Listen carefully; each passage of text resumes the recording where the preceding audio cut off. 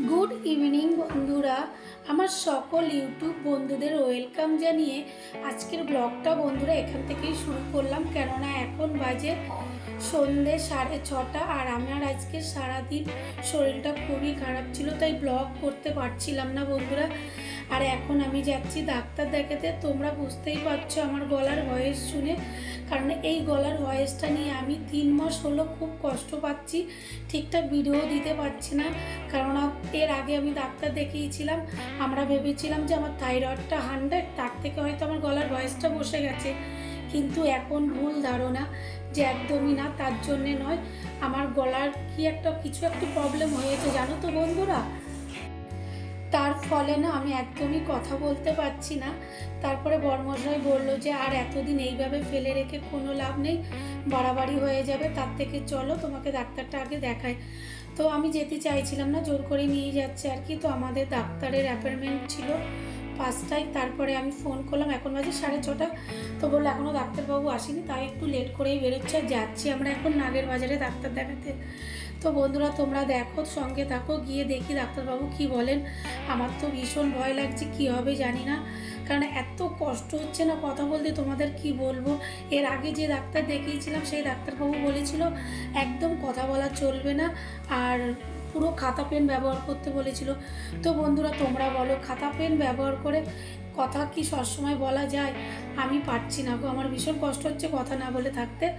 তো তার মধ্যেও আমি তোমাদের মাঝে সাঝে একটু করে ভিডিও দিচ্ছি এবং লাইভেও আসছি। সব দিন করতে পারছি না, সব দিন লাইভে আসতে পারছি না, যেহেতু বুঝতেই পারছো ভীষণভাবে কষ্ট হচ্ছে। আর আমরা এই যে প্রায় এখন নাগের বাজারে ঢুকে গেছি। তো আজ তো সারাদিন বৃষ্টি হচ্ছে, টুকটুক করে বৃষ্টি হচ্ছেই। তো রাস্তাঘাটগুলো দেখো কেমন ভিজে কাদা মতো। আর যতই বৃষ্টি হোক আমাদের কলকাতা শহরে রাস্তার লোকজন কিন্তু একদমই কম থাকে না, যেন সবসময় যেন মেলা আর মেলা। তো যাই হোক বন্ধুরা, আর বেশি কথা না, গিয়ে তোমাদের সাথে আবার দেখা হচ্ছে। আর এইদিকে বন্ধুরা ডাক্তারের কাছে গিয়ে দেখলাম 11 জনের পরে আমাদের লাইন। তো বর্মশাই বললো চলো একটু বাইরের দিকে বেরিয়ে একটু হেঁটে কিছু খেয়ে আসি।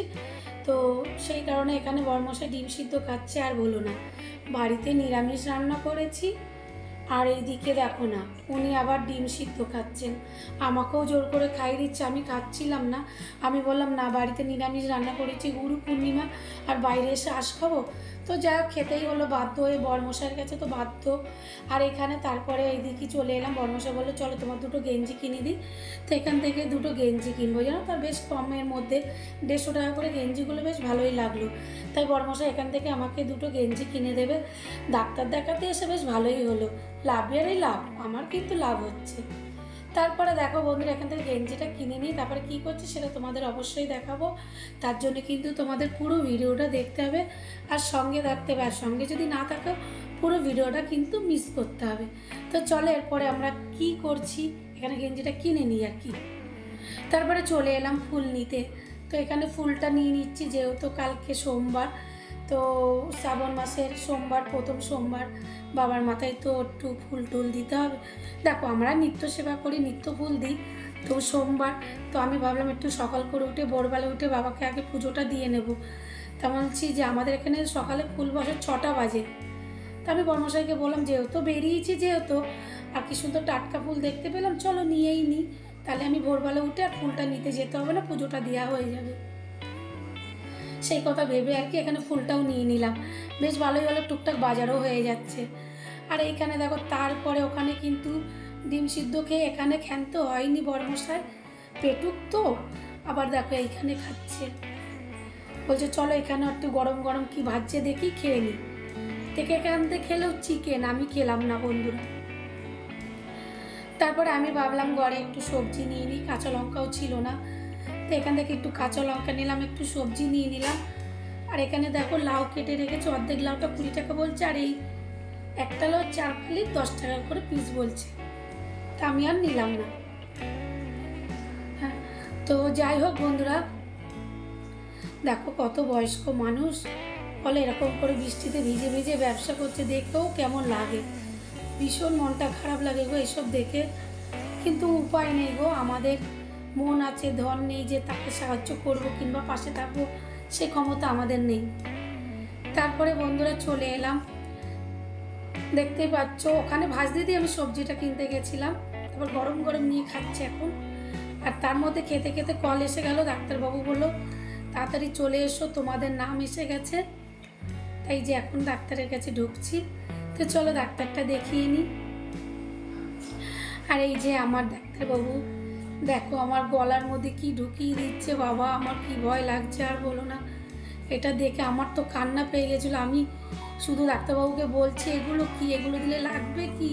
তারপরে বলছে না না, গলায় কি একটা দিয়ে দিল, অবশ করে দিল ভেতরটা দিয়ে, তারপরে এই যন্ত্রটা ঢুকিয়ে দিল। এই যন্ত্রটার নাম আমি জানি না বন্ধুরা, কিছু মনে করো না, জানলে আমি অবশ্যই বলতাম। তারপরে দেখো জিভটাকে কীভাবে চেপে টেনে ধরে ওটা পুরো ঢুকিয়ে দিয়ে, আর গলার দিকে তোমরা একটু ফলো করো, দেখো একদম লাইট জ্বলার মতো লাইট জ্বলবে, তোমরা দেখতেই পাবে। দেখো কত রকম সিস্টেম বলো, সব কিছু গলার ভেতরে কি সব দেখা যাচ্ছে ওই যন্ত্রে। তারপরে তোমাদের দেখাচ্ছি, দেখো কি হয়েছে, পুরো ভিডিওটা দেখো। আমার এটা নিয়ে আমি ভীষণ কষ্ট পাচ্ছি জানো তো। এই যে আমার গলার ভেতরে এটা কিন্তু সরাসরি কষ্ট তোমাদের দেখাচ্ছি, তোমরা দেখো, দেখতেই পাচ্ছ দুটো সাইড আমার ফুলে আছে, যার ফলে আমার ভয়েসটা এরকম হয়ে গেছে। তো ডাক্তারবাবু এখন দেখি কি বলে। ওষুধ দেবে, ওষুধ দেওয়ার পরে উনি বললো আগে ওষুধ দিয়ে দেখি, যদি সেরে যায় খুবই ভালো, তা নাহলে অন্য প্রসেস নেবে ওনারা, সেটা ডাক্তারবাবু বুঝে শুনেই নেবে। আমার 15 দিনের ওষুধ দিয়েছে, 15 দিন ওষুধ খাওয়ার পরে যদি আমি দেখি রিকভার করছি, তাহলে সেটা আমার ভাগ্যটা ভালো, আর যদি না করি তাহলে আমার কপালে অশেষ দুঃখ আছে। ডাক্তারবাবুরাও অন্য রকম একটা মিল করছে, সেটা শেয়ার করলো না আর কি। তো যাই হোক চলো, এখন অনেকটাই রাত হলো, এখন বাজে প্রায় 11:15। তো বড়মশাই খাওয়া দাওয়ার পরে ওষুধগুলো খাইয়ে দিচ্ছে, আর আমি এত আস্তে কথা বলছি বড়মশাই শুনতে পাচ্ছে না, তো আবার কাছে গিয়ে ভালো করে শুনলো আর কি। তো যাই হোক বন্ধুরা, তোমরা একটু আশীর্বাদ করো আমার জন্য কোনো কিছু না হয়, অল্প ওষুধেই যেন সেরে যায় আর ভালো হয়ে যায়, সেভাবে তোমরা একটু আশীর্বাদ করো। তো যাই হোক চলো, আজকের মতন ভিডিওটা এখানে শেষ করছি। আর আমার ওষুধ খেতে ভীষণ ভয় লাগে, আর আমার কপালে সেই ওষুধগুলোই যেন সঙ্গীর সাথী হয়ে যাচ্ছে জানো তো। জানি না কি করেছিলাম যে এত শাস্তি পাচ্ছি। তো সব কিছু হয়তো কোনো কর্ম খারাপ করেছিলাম জীবনে, তার ফল হয়তো। তো যাক, আর বেশি কথা বলবো না, সবাই ভালো থেকো, সুস্থ থেকো, গুড নাইট, টাটা, আবার দেখা।